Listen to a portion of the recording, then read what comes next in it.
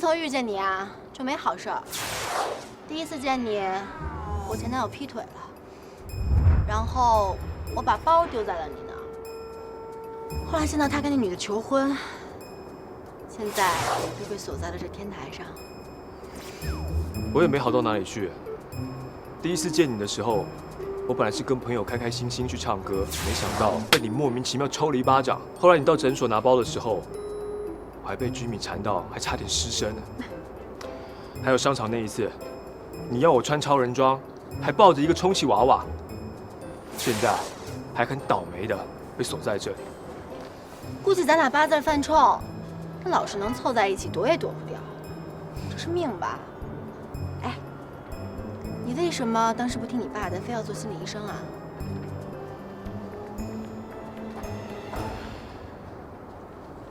兴趣吧。我不喜欢我父亲的生活方式。有什么不好的？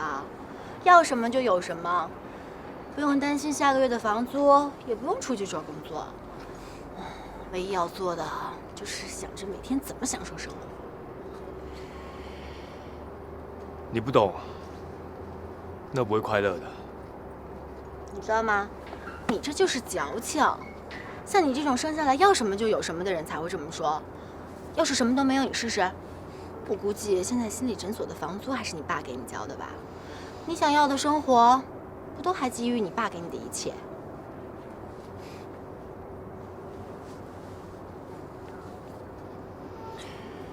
这张公交卡是我17岁那年办的，到现在已经用了10年。从那天开始，我没有用过它1毛钱。我出国念书用的是全额奖学金，我的生活费靠的是我晚上教汉语得来的。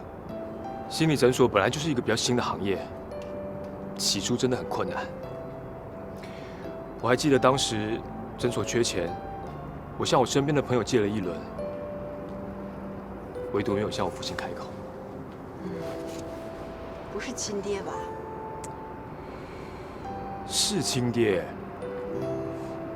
那你干嘛要这么为难自己啊？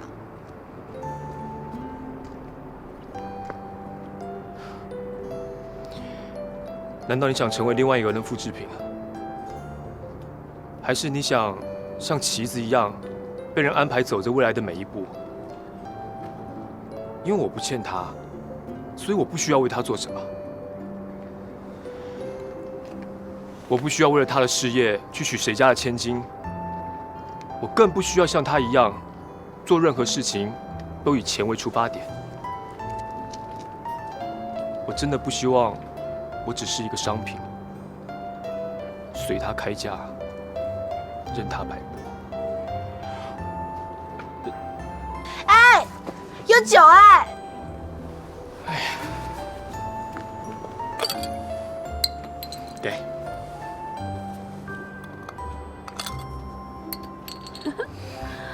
之前可讨厌你了，觉得你就是那种纨绔子弟，打着自己是心理医生的旗号，各种炫富泡妞。没想到你是这样的。那你觉得我现在是什么样子？不知道，反正没有以前那么讨厌了。哎，你不是心理医生吗？你分析分析我的性格是什么样的？你真的想听？其实第一次见你的时候，我就看透你了。你的外表穿着一层又一层的盔甲，貌似坚不可摧，其实内心比任何一个人都脆弱。有时候我真的觉得你好傻，明明这么脆弱，却又爱逞强，常常把自己搞得伤痕累累的。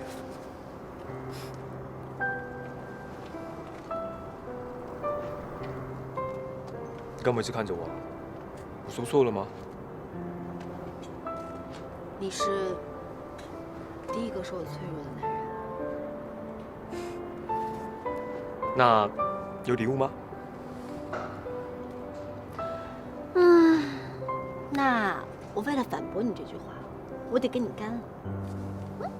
好，干了。想念汇成一条河，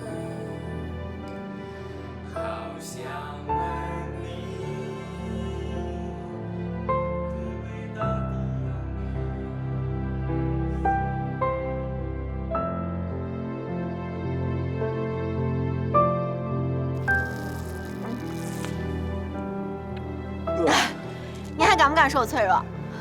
哎，你会在这里喝酒，就表示你不脆弱。没错啊，能喝的人把所有的烦恼都用酒化解了，所以最坚强。哎，你有没有什么烦恼啊？跟我说说。我来当你的心理导师嘛，跟我讲一讲。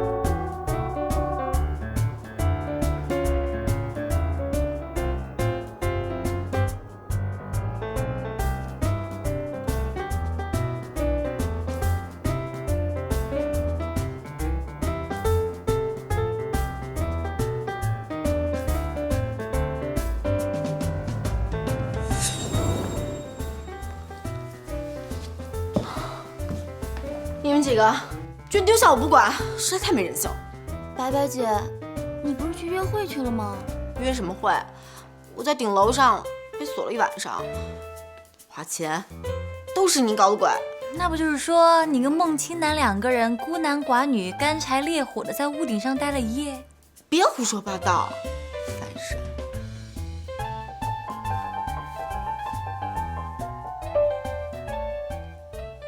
拒绝。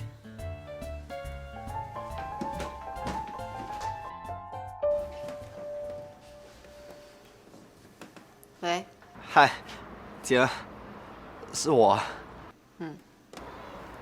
你最近还好吗？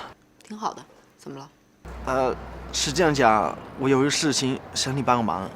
说，什么事儿？我马上要举行婚礼了。婚礼那天，